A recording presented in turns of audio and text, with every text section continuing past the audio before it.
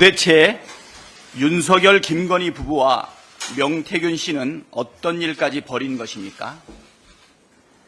윤석열, 김건희 대통령 부부와 명태균 씨 사이에 벌어진 비상식적이고 비정상적이고 수상쩍은 부당거래 의혹들이 날마다 터져나오고 있습니다. 명 씨는 윤 대통령이 2021년 6월부터 6개월 동안 대통령 부부와 매일 아침 스피커폰 통화를 했다고 주장했습니다. 명 씨는 이 시기 통화에서 국민의힘 입당 시기를 묻는 대통령 부부에게 즉시 입당을 권했고 윤 대통령은 바로 입당했다고 합니다. 대선 이후에는 대통령 부부가 대통령실에 같이 가자고 했고 안 간다고 하자 인수위에 와서 사람들 면접을 봐달라는 권유를 받았다고 합니다. 또 대선 얘기는 하나도 안 했다. 대선 얘기하면 다 뒤집어진다고 말했다고 합니다.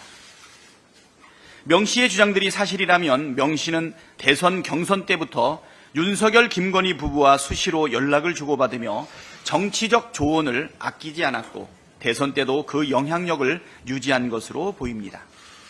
그 영향력의 절정은 3억 6천여만 원 상당의 여론 조작이었을 가능성이 매우 큽니다. 그러니 당당하게 날마다 의혹을 동네방네 떠들고 다니는데도 대통령 부부가 아무런 대응도 못하고 지켜만 보고 있는 것 아니겠습니까? 여권 관계자들도 명 씨가 여론 조작을 했다는 의혹을 제기했습니다.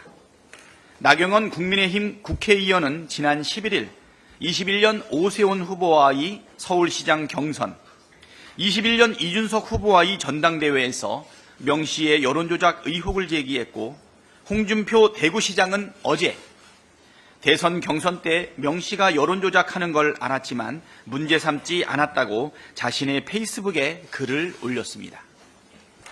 윤석열 대통령과 김건희 여사는 더 이상 피하지 말고 직접 해명해야 합니다. 대통령 부부에 대한 명 씨의 발언들이 사실이라면, 아니 거짓말이라면 거짓말이라고 밝히고 명 씨를 명예훼손 혐의로 고발하십시오. 사실이라면 소상하게 진실을 밝히고 국민 앞에 사과하십시오. 거짓말로 진실을 은폐하거나 침묵으로 위기를 피해갈 생각은 꿈도 꾸지 마시기를 바랍니다. 대통령실 고위 관계자가 김건희 라인의 존재를 부정했습니다. 이 고위 관계자는 대통령실 라인은 오직 대통령 라인만 있을 뿐이며 최종 인사 결정권자는 대통령이라고 했다고 합니다. 또 김대남 전 대통령 행정관이 언급한 용산 십상시 발언에 대해서도 유언비어라며 유언비어에 휘둘리면 안 된다고 했습니다. 국민과 언론을 바보 취급하는 태도입니다. 용산 십상시가 있다는 말이 확실한 유언비어라면 대통령실은 왜 김대남 씨를 고발하지 않습니까? 김건희 여사가 국정에 개입한 정황들이 숱하고 김건희 라인이 판을 친다는 진술과 정황이 넘치는데 대통령실에 대통령 라인만 있다는 말은 진짜 대통령이 김건희 여사라는 뜻입니까?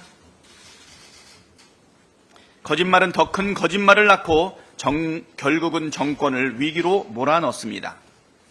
대통령실은 국민을 속이려고 하지 마십시오. 내일 전국 4곳에서 재보궐선거가 진행됩니다.